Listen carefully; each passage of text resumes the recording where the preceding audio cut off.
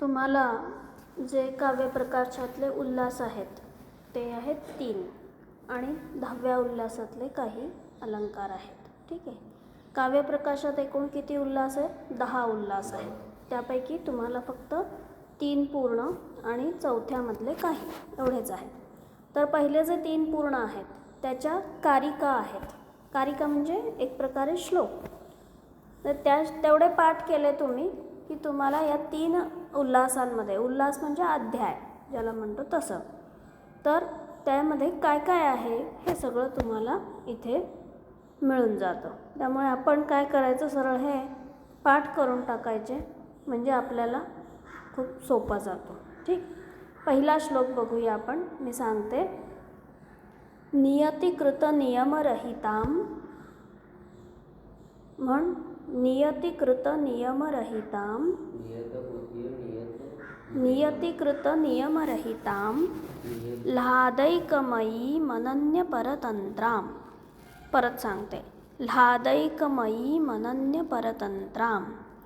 मी जे रेकॉर्ड करून देते ते पुन्हा पुन्हा ऐकून घरी पाठ करायचे आहेत. ठीक. मी आता नुसतं सांगते. नियतीकृत नियमरहिताम ल्हादैकमयी मनन्य परतंत्राम नवरसरुचिराम निर्मितीम आदधती भारती कवेर्जयति. नवरसरुचिराम निर्मितीम आदधती भारती कवेर्जयति. नियतीकृत नियमरहितां ल्हादैकमयी मनन्य परतंत्रां नवरसरुचिरां निर्मितीम आदधती भारती कवेर्जयति. या कारिका असल्यामुळे याला अनुष्टुपसारखी चाल नाही, अशीच चाल आर्यावृत्तासारखी चाल लागते. ठीक. पुढचा श्लोक बघ. काव्यम यशसेऽर्थकृते व्यवहारविदे शिवेतरक्षतये.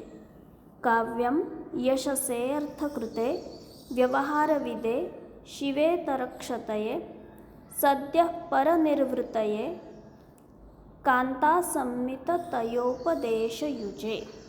सद्यः परनिर्वृतये कान्तासंमिततयोपदेशयुजे.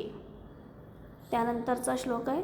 शक्तिर्निपुणता लोकशास्त्रकाव्याद्यवेक्षणात् काव्यज्ञशिक्षयाभ्यास इति हेतुस्तदुद्भवे. परत सांगते. शक्तिर्निपुणता लोकशास्त्रकाव्याद्यवेक्षणात् काव्यज्ञशिक्षयाभ्यास इति हेतुस्तदुद्भवे. ठीक. यानंतर तददोषौ शब्दार्थौ सगुणावनलंकृती पुनः क्वापि. तददोषौ शब्दार्थौ सगुणावनलंकृती पुनः क्वापि इदमुत्तममतिशयिनी व्यंग्ये. इदमुत्तममतिशयिनी व्यंग्ये वाच्याध्वनिर्बुधैः कथितः. वाच्याध्वनिर्बुधैः कथितः.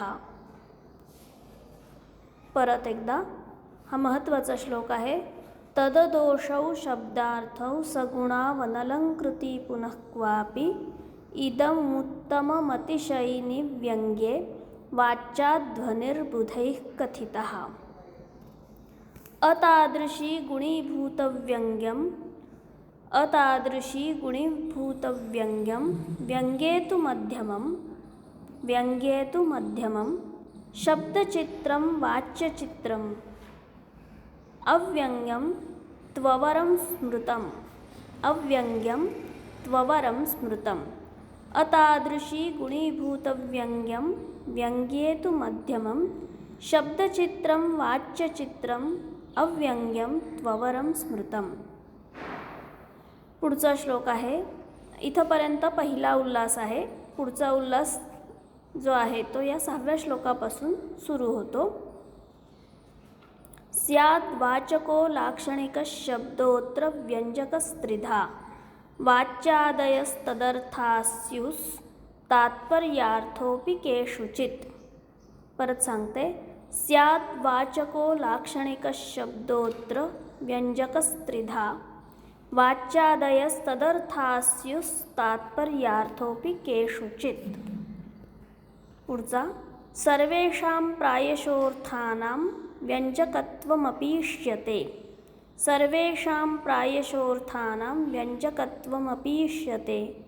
साक्षात् सङ्केतितं योऽर्थम् अभिधत्ते स वाचकः। साक्षात् सङ्केतितं योऽर्थमभिधत्ते स वाचकः। संकेतितश्चतुर्भेदो जात्यादिर्जातिरेव वा। आता इथे जाती हा उच्चार नाही करायचा आहे, त्याचा आणि याचा काही संबंध नाही, हा जाती उच्चार आहे. ठीक, जाती म्हणजे इथे प्रकार, आणि इथे जाती म्हणजे व्यक्तीच्या ठिकाणी असलेला धर्म येतो. ठीक, संकेतितश्चतुर्भेदो जात्यादिर्जातिरेव वा.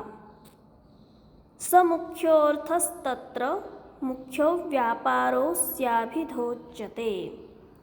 परत संकेतितश्चतुर्भेदो जात्यादिर्जातिरेव वा. समुख्योऽर्थस्तत्र मुख्यो व्यापारोऽस्याभिधा उच्यते. कारिका एकत्रितपणे त्या पुस्तकात नाही आहेत, म्हणून ह्या एकत्रित मी काढून दिल्या आहेत तुम्हाला. मुख्यार्थबाधे तद्योगे रूढितोऽथ प्रयोजनात्. परत मुख्यार्थबाधे तद्योगे रूढितोऽथ प्रयोजनात् अन्योर्थो लक्ष्यते यत्सा लक्षणारोपिता क्रिया. अन्योर्थो लक्ष्यते यत्सा लक्षणारोपिता क्रिया. स्वसिद्धये पराक्षेपः परार्थं स्वसमर्पणं.